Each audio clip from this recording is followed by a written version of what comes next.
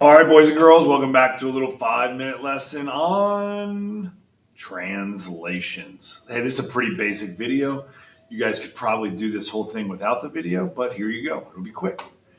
Okay, a translation is a transformation in a plane that maps all points of a pre-image. In this picture, the black triangle is the pre-image to its image. The red triangle is the image. And it says that they're all going in the same distance and same direction. So we just think about this as a horizontal and vertical shift. Okay. Notice in this example, we are shifting it R units in the X direction and S units in the Y direction. Something that I had kind of never thought about this, but when this happens, A prime, B prime, and C prime are all parallel and congruent. So that's kind of cool.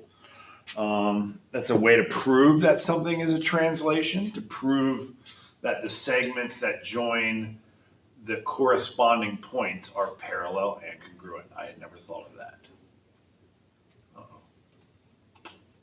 All right, here we go.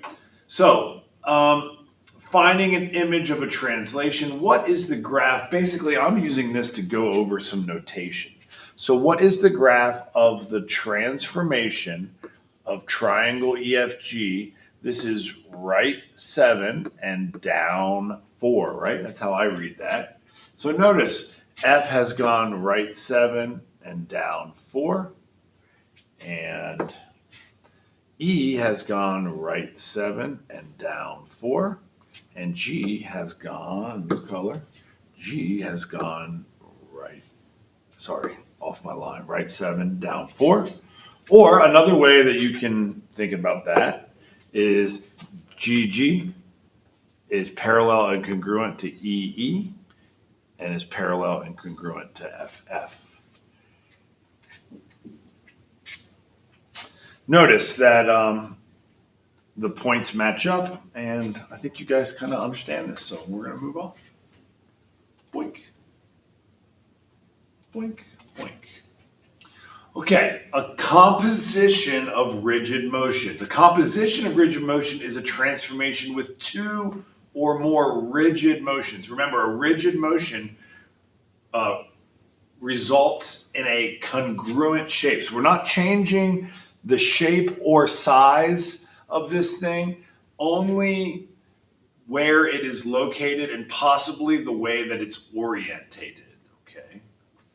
This is interesting to me that if the notation says R sub L and T sub negative 2,5, this is indicating you want to do the second one first and then the first one second. That's interesting to me. So I took notice of that, and I wanted to pass that along. So when you see this composition with an open dot, you do the second directive first and the first directive second. This is kind of fun. A translation could always also be representative of a composition of reflections across two parallel lines. So instead of saying we took CAB straight to C double prime, A double prime, B double prime, you could reflect it over one line and then reflect it over another line. And that's a different way to translate an object. In fact, I think if you went right and down, you could still translate it over a horizontal line and then, a vertical line, and then you could translate it over a horizontal line. So I kind of think a translation could be represented by a composition of reflections across any two lines. But I'm not going to say that that's a theorem because I don't feel like proving it. You guys can. Boom!